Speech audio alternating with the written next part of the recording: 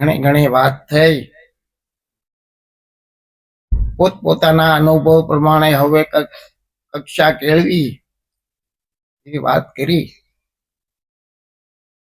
ધન્યવાદ કહેવાય કે શરૂઆતમાં આવા એના મુખમાંથી શબ્દો નીકળે, બહુ સારી વાત કહેવાય. તો આજે આપણે કલ્યાણભાઈની ઘણા સમયથી ચાહના હતી કે મારે એક દિવસ ફાર્મમાં ભજન રાખવા છે. તો આજે આપણને એ લાવો મળ્યો ભજન સત્સંગનો, તો ખરેખર આપણા ધન્ય ભાગ છે.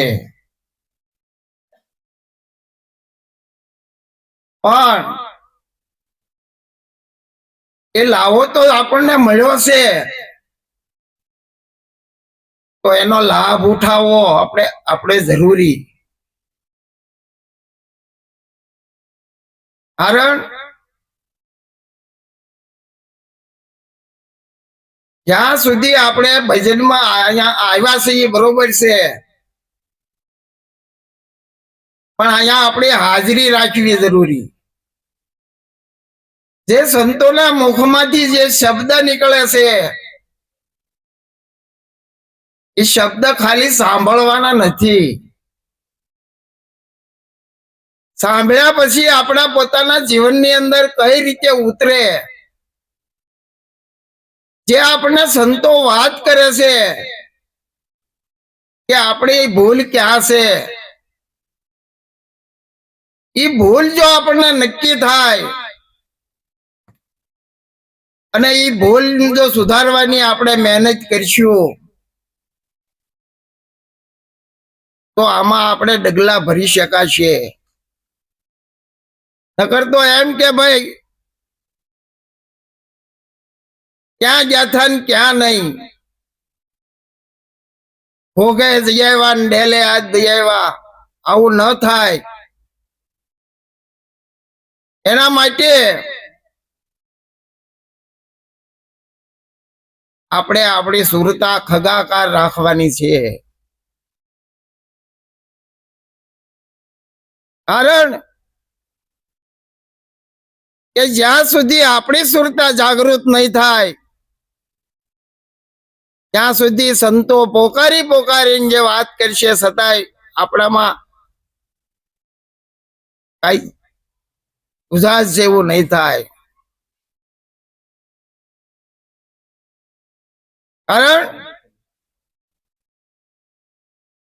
કારણ કે આપણને સંતોએ એવું કીધું છે કે ભાઈ તારા ઘટની અંદર પરમાત્મા છે.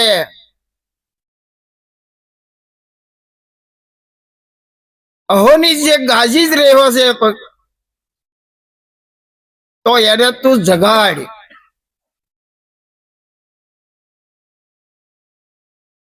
તો આપણે આપણા ઘટની અંદર છે, એ તો આપણે સદગુરુ મહારાજે આપણને શાન કરી કે ભાઈ તું તારા સ્વરૂપની અંદર ઉભો રહે. સ્વરૂપની વાત આપણને કરી. જો આજે આપણને સ્વરૂપની વાત કરી, એ બરાબર 100% સાચી વાત છે. પણ આપણે પોતપોતાની રીતે અભ્યાસ એ જ કરવાનો છે કે આપણે આપણા સ્વરૂપમાં રહ્યા કેટલા, આપણા સ્વરૂપમાં રહ્યા કેટલા ને રહી શકતા કેમ નથી. કારણ એમાં નહીં રહી શકવાનું કારણ કે આપણી વૃત્તિઓ બહાર જ ફરે છે. તો એ વૃત્તિઓને આપણે પાછી કઈ રીતે વાળીએ, એના માટે આપણે અભ્યાસ કરવાનો છે. અભ્યાસ એ જ કરવાનો છે કે આપણે પોતાની અંદર જે જાણપણું માની બેઠા છીએ, આ બધું મને ખબર છે, આ બધું મને આવડે છે, આ સંતો આમ કહી ગયા, આ સંતો તેમ કહી ગયા, આજે મારા મનની અંદર આવો જે પડ્યું છે ને, એ આપણને આ નવા શબ્દો ઘૂસવા નથી દેતા. તો ખરેખર સત્સંગની અંદર આપણે ખાલી થઈને બેહવાનું છે. જેમ ભરેલા માટલાની અંદર પાણી નથી ભરાતું, નવું પાણી નથી ભરાતું, એવી રીતે આપણે અત્યાર સુધી જે આપણે જાણપણામાં આપણા મનની અંદર જે જાણપણું છે એ આપણે જાણપણું કાઢવાનું છે. તો એ જાણપણું આપણે કેમ નીકળે? તો એના માટે પહેલા તો આપણું અંતસ્કરણ શુદ્ધ કરવું પડે. અંતસ્કરણ શુદ્ધ કરવા માટે આપણને જે સદગુરુ મહારાજે જે ગાદીની અંદર પ્રતિજ્ઞા આપી છે, જેને કહેવાય છે રહેણી, તો પહેલા તો આપણને રહેણી માથે ભાર મૂક્યો છે. એટલે આપણે રહેણી પવિત્ર કરવી પડે. જ્યાં રહેણી નહીં બને ત્યાં સુધી આપણું જીવન નહીં બને. જ્યાં સુધી આપણું જીવન નહીં બને ત્યાં સુધી આ શબ્દનું ગ્રહણ નહીં થાય. અને શબ્દનું ગ્રહણ થયા પછી જો આપણા જીવનમાં નહીં આ શબ્દ નહીં ઉતરે તો બધું આ સત્સંગ આપણે જે કઈ કરીએ છીએ બધું ફોક છે. જેમ પુસ્તકની અંદર લખેલું પડ્યું છે એવી રીતે આપણે કોઈ પડેલું છે જ્ઞાન, આવું સમજવાનું છે. પુસ્તકની અંદર તો અનેક સંતો લખી ગયા, પણ એમાં કઈ આપણું કાર્ય સિદ્ધ થાય? એવી જ રીતે આપણે સંતો પોકારીને કહી ગયા કે ભાઈ તારી ઘટની અંદર પરમાત્મા બેઠેલો છે, જેને આપણે ચેતન કીધો. એ ચેતન કીધો એના થકો આખા આપણા શરીરની અંદર જે કઈ કાર્ય થાય છે, જેનાથી આપણને સંભળાય છે, જેના થકો આપણથી બોલાય છે, જેના થકો આપણથી દેખાય છે, જ્યાં સુધી એને જાગૃત આપણે નહીં કરીએ ત્યાં સુધી આ જે કઈ આપણે વાત છે એ વાતમાં રહે. આપણને બધાને એમ જ છે કે સદગુરુ મહારાજે આપણને શાન આપી દીધી તો આપણે સમજી ગયા, આપણું સ્વરૂપ બતાવી દીધું, આપણે સમજી ગયા. જો આ વ્યામમાં નહીં રહેતા હો, આ પુસ્તકમાં લખેલા બરોબર છે,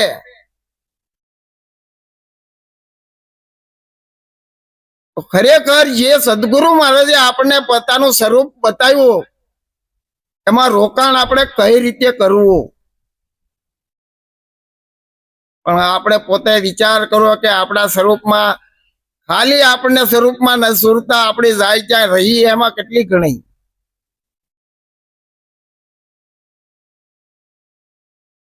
કારણ કે આપણે સુરતાને કક્ષા કેળવવી પડે.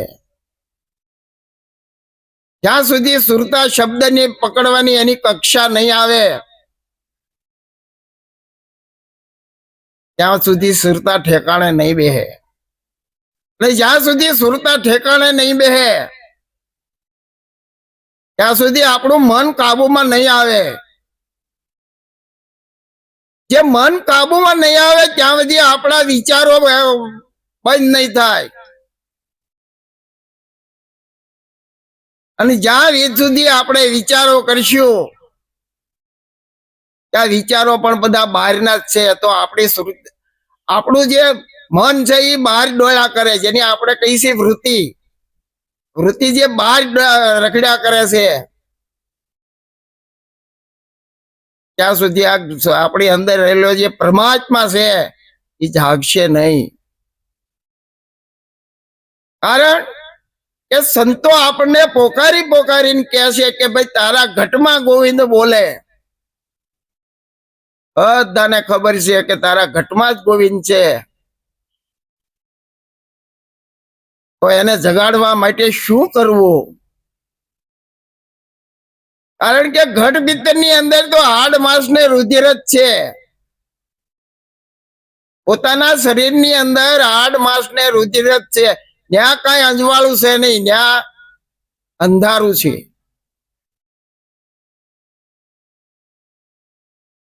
પણ એ અંધારાની અંદર પરમાત્મા કઈ રીતે રહેલો છે એની આપણે જાગવાનું છે, ત્યાં એનો આપણે પ્રકાશ પોતાની અંદર કરવાનો છે. એટલે સંતો આપણને એમ જ કહે છે કે ખાલી થઈને બેસી જાઓ, તમને કાંઈ ને સમજણ પડે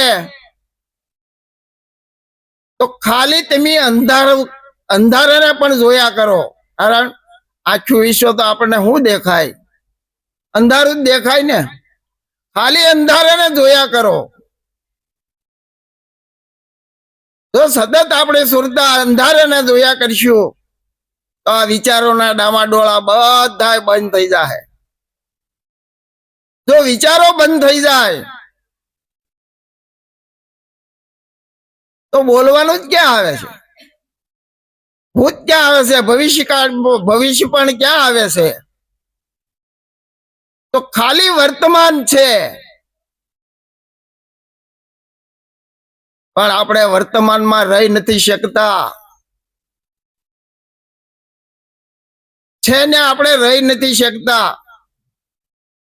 કા આપણે ભૂતકાળનો વિચાર કરતા હોઈએ અને કા ભવિષ્યકાળનો વિચાર કરતા હોઈએ. એટલે આપણે સંતો કહે છે કે ભાઈ વિચારો બંધ થાય ને એટલે તમે જ પરમાત્મા સ્વરૂપ છો. કારણ કે પરમાત્માની કોઈ ભાષા જ નથી. કારણ કે સંતો આપણે કહીને ગયા છે કે ભાઈ હું વાણીમાં આવતો નથી, મારે કોઈ રૂપ નથી, રંગ નથી, આકાર નથી.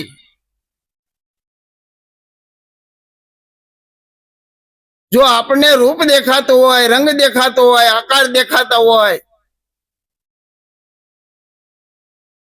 તો ખરેખર આપણે નામ રૂપમાં આટા મારીએ છીએ. એટલે ત્યાં સંતોએ વાણીમાં કીધું છે કે નામ રૂપ ગુણની પાર સદગુરુ સાહેબ છે. નામ ગુણની પાર સદગુરુ સાહેબ છે. એ પદ નક્કી થાય એનો બેડો પાર છે. એ પદ નક્કી થાય એનો બેડો પાર છે. બોલનારો ઓળખાય સદગુરુની શાનથી. બોલનારો ઓળખાય સદગુરુની શાનથી. જો હું કેસ નામ રૂપ ગુણની પાર સદગુરુ સાહેબ છે. કારણ કે જ્યાં સુધી આપણે નામ રૂપ અને ગુણમાં રમશું ત્યાં સુધી આપણે માની લેવાનું કે જે આપણે સદગુરુ મહારાજ નક્કી નથી થયા.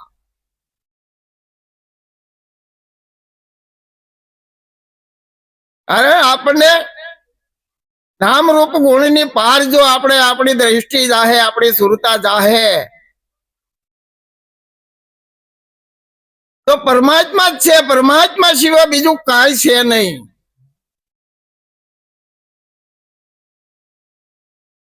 કારણ કે આ જગત રૂપી જે આપણે દ્રશ્ય દેખાય છે એ આપણી અજ્ઞાન દશા છે. પણ ખરેખર ન્યા આપણે જાગવાનું છે કે આ જે કાંઈ જગતની અંદર બની રહ્યું છે, જેને આપણે કહીએ છીએ ઝાડ છે, પાન છે, પશુ છે, પંખી છે, જે આપણે ઘાટ નજરમાં આવે છે એ બધા ઘાટ છે. એ 5 તત્વોમાં બનેલા છે. તો ખરેખર એ 5 તત્વો શેમાંથી બન્યા છે ત્યાં તો આપણે જાણવું પડશે ને. કારણ કે એ 5 તત્વો સ્વયં પરમાત્મા એ પોતાના સંકલ્પ માત્રથી બનાવેલા છે. એ પોતે જ 5 તત્વ થઈને બન્યો છે. આજે જો એ પોતે જ 5 તત્વ થઈને બન્યા હોય, આ બધા 5 તત્વો બન્યા હોય તો હરેક વસ્તુ આપણને 5 તત્વમાંથી આપણને આ દેખાય બનેલી છે. હરેક આ સૃષ્ટિની અંદર જે કઈ આપણે રંગ દેખાય, રૂપ દેખાય, આકાર દેખાય, બધું પાંચ તત્વોમાંથી બન્યું છે. પછી રજ માતર કેમ ના હોય? જો એ પાંચ તત્વની અંદર હોય, કારણ કે એમાં સંતોએ આપણને અનુભવ કરાવ્યો છે કે જે પાંચ તત્વ છે એ જ પ્રકૃતિ છે, અને પ્રકૃતિ છે યા શક્તિ છે. આ વિશ્વની અંદર જે કઈ પ્રકૃતિ હલન ચલન થાય છે, જે કઈ થઈ રહ્યું છે એ આ પ્રકૃતિ દ્વારા થાય છે. એને આપણે શક્તિ કીધી છે, એને જ આપણે ચેતના કીધી છે. કારણ કે શક્તિની પણ સ્વયં તાકાત નથી આ સૃષ્ટિને ચલાવવી. કારણ કે એની પણ શક્તિ પણ પરમાત્મા પાસે આરાધ કર્યો કે સ્વામી, મારી કોઈ સત્તા નથી, મેં આ સૃષ્ટિનું નિર્માણ તો કર્યું, પણ આને હલન ચલન ચેતનવંતું કરવું એ સત્તા મારી નથી. તો તમે એક કોલે બંધાવો કે જે કઈ આ ચેતનવંતું કરવામાં તમારી હાજરી જોઈ મારે. ત્યારે નિર્ગુણ નિરાકાર બ્રહ્મ તત્વ, જેને આપણે શક્તિ કહીએ છીએ, જે બ્રહ્મ તત્વ કહીએ છીએ, એ શિવ સ્વરૂપ છે. અને એની અંદર જે શક્તિ છે એ પાર્વતી સ્વરૂપ છે. જેને આપણે શિવ અને શક્તિ અર્ધનારેશ્વર સ્વરૂપ કીધું. આ રીતે આ સૃષ્ટિનું નિર્માણ થયેલું છે. તો આપણને તો એક કાર્યમાં આપણને એમ લાગે કે આ સ્ત્રી છે એ સ્ત્રી છે અને પુરુષ છે આપણે પુરુષ. ના ના, એવું નથી. જે કાયા છે એ પ્રકૃતિ છે, અને પ્રકૃતિ છે એ બધી નારી સ્વરૂપ છે. જે કાંઈ તમને દેખાય છે એ બધું નારી સ્વરૂપ છે. એ નારી સ્વરૂપ જે આપણે દેખાય છે એની ઓઠે જે રહ્યું છે નિર્ગુણ, જેને આપણે નિરાકાર કહેવાય, જેને આખો સંસાર વિશ્વ ચેતન કીધું છે, એ મહાચેતન છે. જેમ ઘટ ભીતરની અંદર ચેતન હરેક કાર્ય આપણા પોતાના શરીર દ્વારા જે કાર્ય કરી રહ્યો છે એ સીમિત ચેતન છે, કારણ કે એ પોતાના શરીર પૂરતો ચેતન છે. અને આ વિશ્વ ચેતન છે, એ આ વિશ્વ ચેતન છે એ આખા વિશ્વનું કામ કરી રહ્યો છે. કારણ કે સંતોએ આપણને વાણીમાં કીધું છે કે મારા વિનાની કોઈ જગ્યા ખાલી નથી.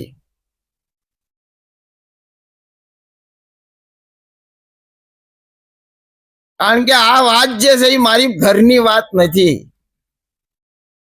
આ તો ગુરુ મહારાજના ઘરની વાત છે. તો આના માટે આપણે શું કરવું એ આપણે વિચાર કરવાનો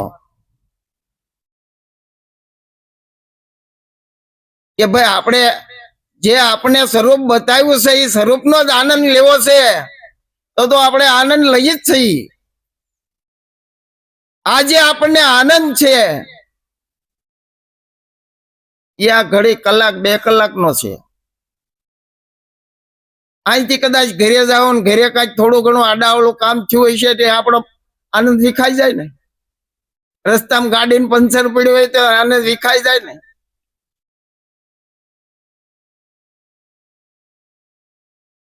પણ આ ખરેખર આપણે તો અખંડ આનંદ સમજાવ્યો છે મહારાજે, અહોનિશ. તો અહોનિશ આનંદ લેવા માટે આપણે શું કરવું પડે? કે અહોનિશ આનંદ લેવા માટે પોતે પોતાને જાગવું પડે.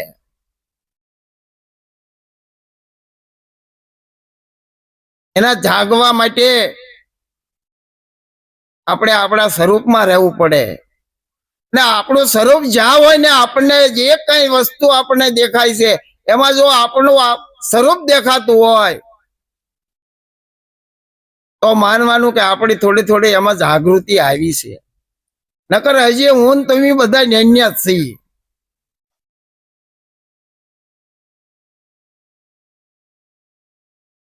તો આપણે ન્યાન્યા ન રખાઈ દીધી, એનું આપણે ધ્યાન તો આપણે જ રાખવું પડે ને. કારણ કે પોતે ક્યાં છે ને ક્યાં હું સમજ્યા છે ને ઈ પોતપોતાને ખબર હોય. મારામાં અજ્ઞાનતા કેટલી છે કે હું મારા સ્વરૂપમાં કઈ રીતે કેટલી ઘણી ઉભો રહી શકું છું, તો પોતપોતાને ખબર હોય ને. હું આગળ કહી દઉં મેં તો બધું છોડી દીધું, પણ એક ખરે ટાઈમે ખબર પડે કેટલું સૂટ્યું છે. સંતો એ આમાં જાગ્યા છે, સમજ્યા? કારણ કે એને પણ સુખ આવ્યા છે, દુઃખ આવ્યું છે, બધું એને આવ્યું જ છે. પણ એ એમાં જાગતા હતા, કારણ કે સુખ તો બધાને આ સુખ દુઃખ તો આવે જ, પણ એમાં એને નક્કી હતું કે આ જે સુખ આવ્યું છે એ કાલ જવાનું છે. કારણ કે આ જે સૃષ્ટિની અંદર જે કઈ વસ્તુ આવે છે એ બધી જવાની જ છે. એટલે આપણે એક જ નક્કી કરવાનું કે આ જે કઈ આપણને મોહ માયાની અંદર ઢળી જાય છે ત્યાં આપણે એક નક્કી કરવાનું કે આ પણ જવાનું, આ પણ જવાનું. તો આ નિત્ય અભ્યાસ થાય ને તો એક દિન ધીરે ધીરે ધીરે આમાં ઘડ પડશે. ખાલી આપણે ઘડ પાડવાની છે કે સ્વરૂપમાં આપણે રહી કઈ કેટલી શીખ્યા. જેમ જેમ સ્વરૂપમાં રહેતા વધારે રહેવા માંડશું એમ એમ આપણને અનુભવ વધારે થાય. તો એનો અનુભવ કરવા માટે આપણે તો જાગવું જ પડશે. મહેનત આમાં બીજી કાંઈ છે નહીં. આપણે જગતને સુધારવા નથી જવાનું, આપણે પહેલા સુધરવાનું છે. કદાચ હું અત્યારે ગમે એટલી વાત કરીશ, પણ હવે મારામાં જ રહેણી ન હોય તો તમને કોઈને ખાલી આ કાનેથી બોલશો અને આ કાને નીકળી જાય, નહીં લાગે.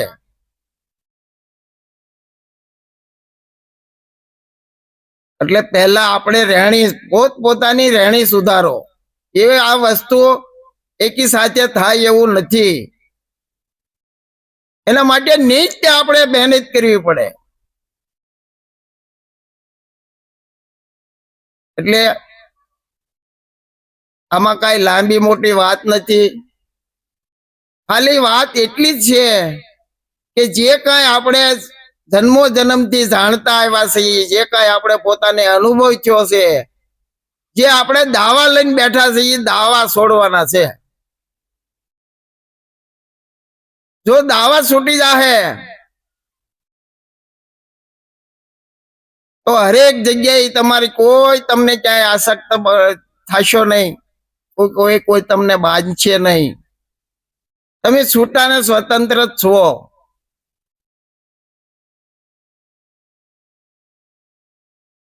કારણ આ જગતની અંદર જે કઈ બની રહ્યું છે એ બધું પોતપોતાની રીતે બરાબર બને છે. જે કઈ વ્યક્તિ પોતપોતાની રીતે જે કરે છે એ પોતાના કર્મને આધીન, પોતાના સંસ્કારોને આધીન એ પ્રારબ્ધ લઈને જે આવ્યો છે એ તો થવાનું જ. પણ સંતો એ પ્રારબ્ધને પણ ઠોકર મારી છે.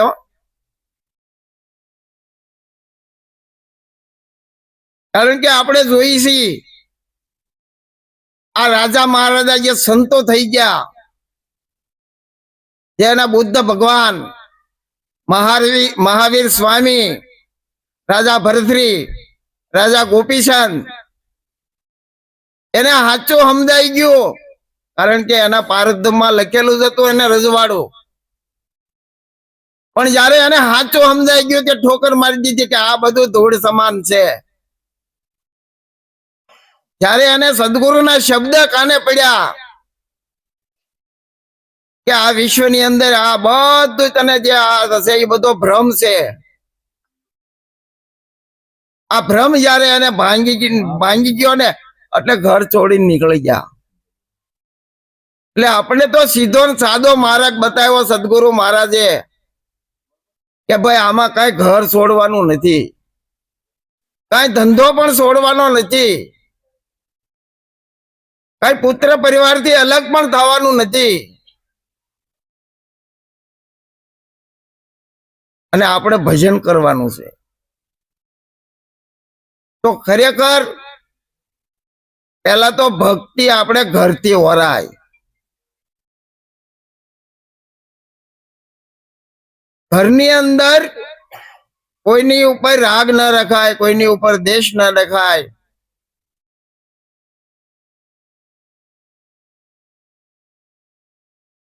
તો આ ભક્તિ શોભે એમ છે. પણ નકરા બહાર બેઠા બહાર નીકળીએ ને આપણે આ ફૂલ ફટાકા થઈને નીકળીએ ને જેમ ભાવે એમ વાત કરી, આ ભક્તિ નથી. પહેલા તો ઘરમાં આપણો કઈ ઘરમાં આપણને પરમાત્મા ક્યાંય દેખાય છે?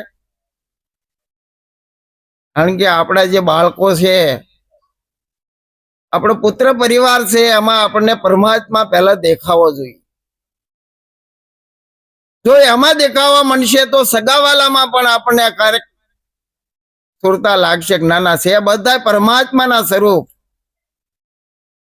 તો આપણને એમાં પણ અભાવો નહીં આવે. હમણાં પ્રકાશ મહારાજે થોડીક વાત કરી કે ભાઈ ગચ છે એ આપણું ગુરુ મહારાજ નું સ્વરૂપ છે, વાત બરાબર છે. પણ આ તો આપણને સમજાવ્યું ગુરુ મહારાજે કે તારા ઘટની અંદર પરમાત્મા છે, તારા ઘટની અંદર ગુરુ મહારાજ છે, તો હું માની લેવું આપણા ગુરુ મહારાજમાં આપણે ગચમાં ન હોય એનામ નથી. કારણ કે આખા વિશ્વની અંદર છે. એવું નહીં કે આપણા ગુરુ મહારાજ, આપણા જે ગચના માણસો હોય, ગચના ગુરુભાઈ હોય, ભાવ તો હરેક જગ્યાએ એક હરખો રખાય. એટલે સંતોએ આપણે એમ કીધું છે, ભાવને વશ થાય ભૂદરો, ભગવાન પણ ભાવને વશ થાય છે. તો પહેલા તો આપણે ભાવ કેળવવાનો. મનુષ્ય માત્ર ની અંદર, પ્રાણી માત્ર ની અંદર ભાવ કેળવવાનો. જો ભાવ કેળવ્યા પછી ત્યાં રોકાવાનું નથી. હો, ભાવ કેળવ્યા પછી આપણે આપણા પોતાના સ્વરૂપની અંદર પ્રેમ કેળવવો પડે. કારણ કે આ જગતની અંદર પ્રેમ છે ને એ જ મોટા મોટી કક્ષા છે. ભાવ છે ત્યાંથી દેત ભાવ છે. કારણ કે ભાવ કેળવે છે, જેનો એ ઉપર ભાવ કેળવે છે, અને જેને ભાવ લાગ્યો છે એ અલગ થાય ને. આ તો આપણે તો અદ્વૈત જ્ઞાન આપ્યું છે. તો અદ્વૈત જ્ઞાન થાય ક્યારે? કે હરેક ની અંદર પ્રેમ ભાવ જાગો. કારણ કે પ્રેમ છે ને એ એક જ છે, ત્યાં જુદાપણું નથી. આવો જયારે પ્રેમ થાહે ને ત્યારે આખા વિશ્વની અંદર તમને તમારી સિવાય બીજું કાંઈ નહીં દેખાય. આવું જયારે આપણને દેખાવા માંડે તો પછી કોની નિંદા કરે ને કોના ગુણ ગાય? કારણ કે ત્યાં મોહન થઈ જાય છે. તો આપણે ધીરે ધીરે ધીરે ધીરે આમાં પ્રગતિ કેમ થાય, શું આપણામાં નબળાઈ છે, એ કક્ષા આપણે કેળવતા કેળવતા જો એક દિન એક રોજ એક એક શબ્દનો ગ્રહણ કરશો ને તો આ બહુ અનમોલ વાત છે, એનો ખ્યાલ થાય. આવું સદગુરુ મહારાજ નું જ્ઞાન છે. અને આપણને જે મહારાજ આપણને આપી ગયા છે, જે આપી ગયા છે એમની આપણે જે આમાં બધાને મજૂરી કરવાની છે. કારણ કે આ ગુરુ મહારાજ ની ગત છે, એમાં મજૂરી કરવાની છે. આપણે મજૂરી કરવા આવ્યા છીએ, પણ આજે આપણે માની લીધું છે એ માનવાનું નથી. તો આમાં આ બધા આપણે દાવા છોડવાના છે. અને એક આપણે લક્ષ્ય રાખવાનું કે જે કાંઈ આપણે આ કાર્ય કરીએ છીએ એ સદગુરુ મહારાજની કૃપાથી થાય છે અને સદગુરુ મહારાજના કાર્ય કરવા માટે આપણે આ મહેનત કરીએ છીએ. આવું જે કાંઈ થોડું ઘણું આડાવડું થોડુંક બોલાઈ ગયું હોય તો આ દાસને ક્ષમા કરજો. સદગુરુ